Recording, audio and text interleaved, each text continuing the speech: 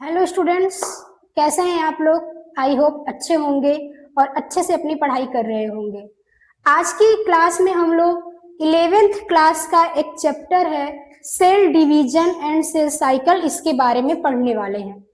ये लेक्चर जो भी बच्चे बोर्ड एग्जाम की तैयारी कर रहे हैं या किसी कॉम्पिटिटिव एग्जाम की तैयारी कर रहे हैं, इन सब के लिए हेल्पफुल होगा। ये English medium and Hindi medium दोनों बच्चों के लिए हेल्पफुल होगा।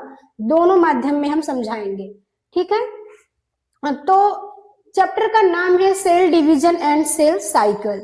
सबसे पहले इस नाम को समझ लेते हैं। Cell division and cell cycle क्या एक ही चीज है या अलग अलग?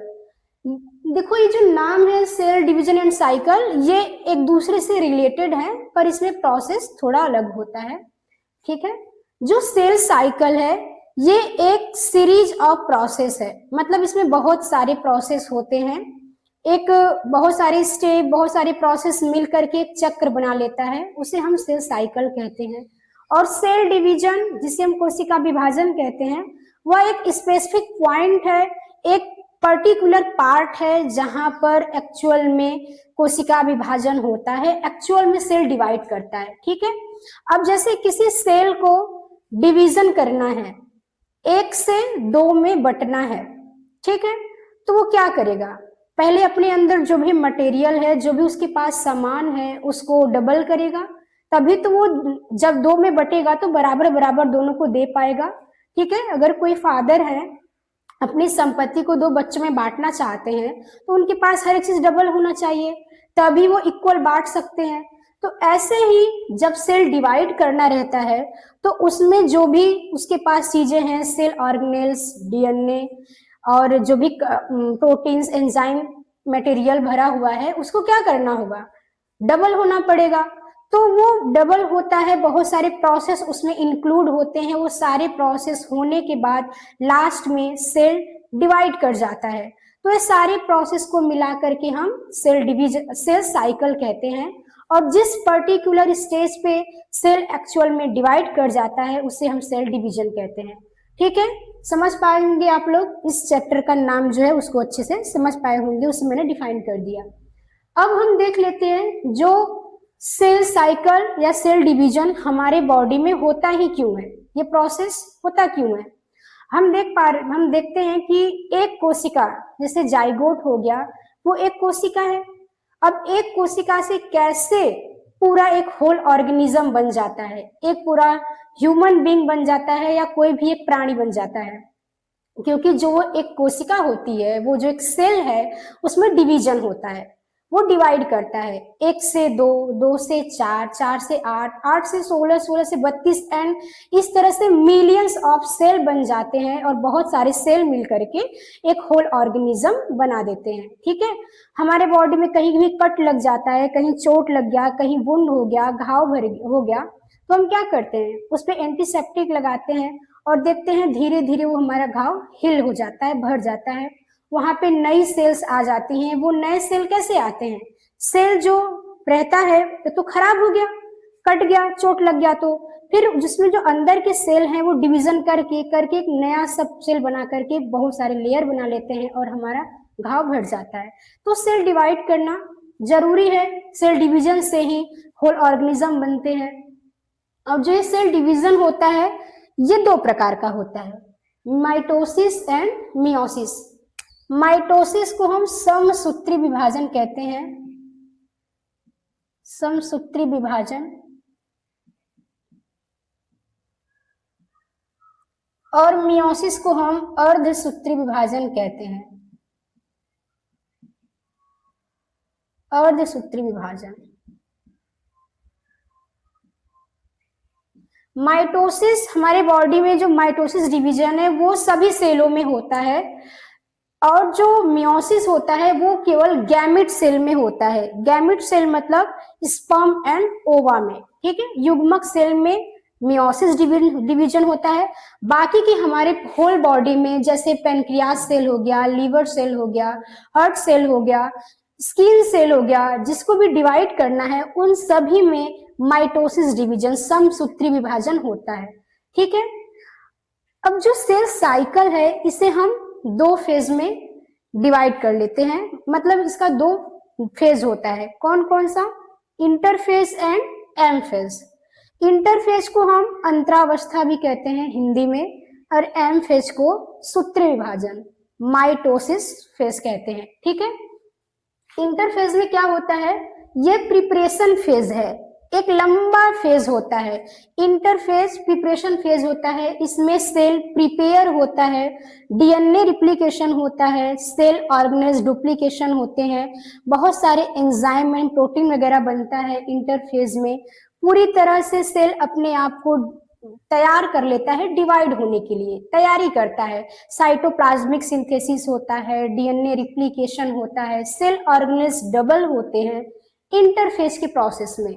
ठीक है, इंटरफेज सेल साइकिल का 95% ले लेता है, पूरे सेल साइकिल का 95% टाइम इंटरफेज लेता है, और पूरे सेल साइकिल का 5% केवल लेता है एम फेज, केवल 5% लेता है टाइम।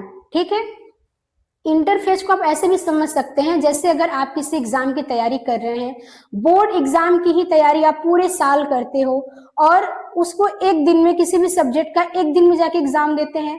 आप किसी भी एंट्रेंस एग्जाम की तैयारी करते हैं तो उसे पूरे साल करते हैं, और उसका एग्जाम केवल एक दिन होता है। तो जो आपने पूरे साल तैयारी किया, वो तैयारी क्या है, इंटरफेज है। और जिस दिन आप एग्जाम देने जाते हैं, जो 2 घंटे 3 घंटे का एग्जाम दे के आते हैं, वो 2-3 घंटा ही आपका एम फेज होता है। एक्चुअल में एग्जाम आप दिए हो, वही आपका एक्चुअल में डिवीजन होता है। ठीक है, तो इंटरफेज प्रिपरेशन फेज होता है, ये सेल साइकिल का 95% टाइम लेता है।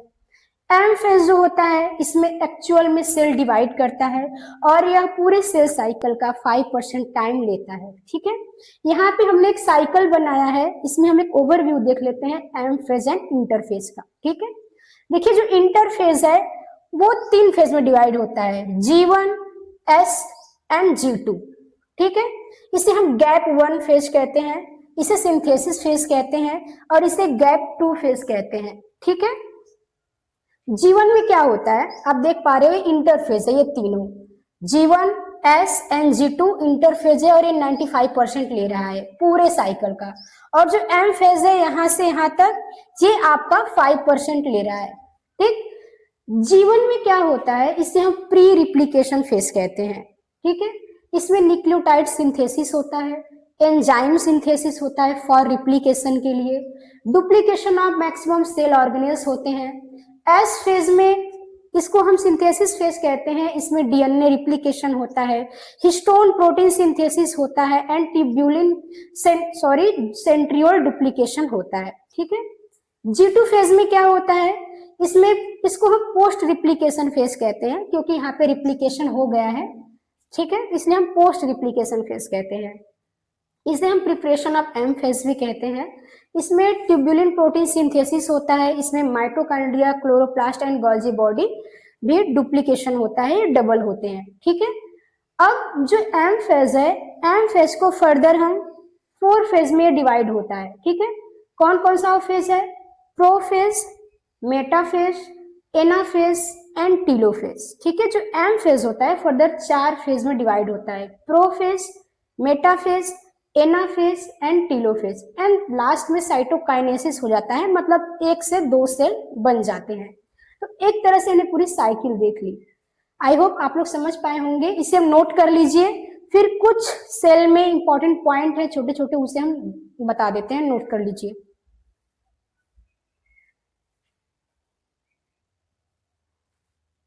आई होप आप लोग नोट कर लिए होंगे। अब आगे समझते हैं, कुछ छोटे छोटे पॉइंट्स है जो कि इंपॉर्टेंट पॉइंट्स है, इसे समझ लेते हैं। देखिए, जो कोशिका विभाजन की प्रोसेस है वो जेनेटिक कंट्रोल होता है। ठीक है, ये जेनेटिक कंट्रोल होता है डिफरेंट ऑर्गेनिज्म और डिफरेंट डिफरेंट सेलों में। ये डिवाइडिंग की जो कैपेसिटी होती है वो अलग होती है, अलग अलग ऑर्गेनिज्म में डिवाइडिंग कैपेसिटी अलग होती है, साथ ही अलग अलग सेलों में भी डिवाइडिंग कैपेसिटी अलग होती है। जैसे ईस्ट सेल है आपका, ईस्ट सेल 90 मिनट लेता है डिवीजन करने में। ह्यूमन सेल 24 आवर लेता है डिवाइड करने में। 24 आवर में 23 आवर जो होता है वो इंटरफेज होता है, एंड 1 आवर जो होता है उसमें एक्चुअल में सेल डिवाइड करता है। कुछ सेल जो होते हैं जो लाइफ में कंटिन्यूअसली डिवाइड करते ही रहते हैं, उसमें आपके एग्जांपल में आता है स्किन सेल, ठीक है।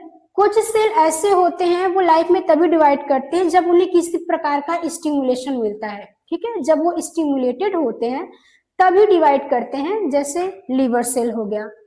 कुछ सेल ऐसे हैं जो पूरे लाइफ में केवल एक बार डिवाइड करते हैं, एक बार डिवीजन होता है, उसमें आगे आपके प्री न्यूरल सेल। तो ये कुछ पॉइंट्स थे, इसे आप नोट कर लेंगे तो ये भी सही है। तो हमने अभी तक आज क्या क्या समझा? हमने समझा सेल डिवीजन एक पर्टिकुलर टाइम पे एक स्पेसिफिक पॉइंट है जहां पे एक्चुअल में सेल डिवाइड करता है। सेल साइकिल एक सीरीज ऑफ प्रोसेस है, इसमें बहुत सारे छोटे छोटे स्टेप होते हैं, पूरे मिला करके सेल साइकिल कहलाता है, कोशिका चक्र कहलाता है। जो सेल साइकिल होता है इसे हम दो प्रोसेस में डिवाइड करते हैं, इंटरफेज एंड एम फेज में। इंटरफेज प्रिपरेशन फेज होता है, एम फेज माइटोसिस फेज होता है। प्रिपरेशन फेज में सेल का जो डीएनए है वो रिप्लिकेशन होता है, सेल ऑर्गेनेज डुप्लीकेशन होते हैं, एंड साइटोप्लाज्मिक सिंथेसिस होता है, ठीक है। जो इंटरफेज है वो 95% लेता है पूरे सेल साइकिल का, और जो एम फेज है वो 5% लेता है पूरे सेल साइकिल का। हमने यहाँ पे एक साइकिल दिखाया है जिसमें बताया कि interphase G1 and S and G2 phase में डिवाइड होता है। G1 में आपके न्यूक्लियोटाइड सिंथेसिस होता है, एंजाइम सिंथेसिस होता है, duplication of maximum cell organelles हो जाता है। S फेज को सिंथेसिस फेज कहते हैं, इसमें आपके डीएनए रिप्लिकेशन होते हैं, हिस्टोन प्रोटीन सिंथेसिस होता है, एंड सेंट्रियोल डुप्लीकेशन होता है। जो आपका G2 फेज है इसमें आपके ट्यूबुलिन प्रोटीन सिंथेसिस होता है, and mitochondria, chloroplast and Golgi body double होते हैं, ठीक है, उसका डुप्लीकेशन होता है। फिर कुछ एक इंपॉर्टेंट पॉइंट्स है, इसके बारे में हमने देखा। आई होप आप लोग को क्लियर हुआ होगा।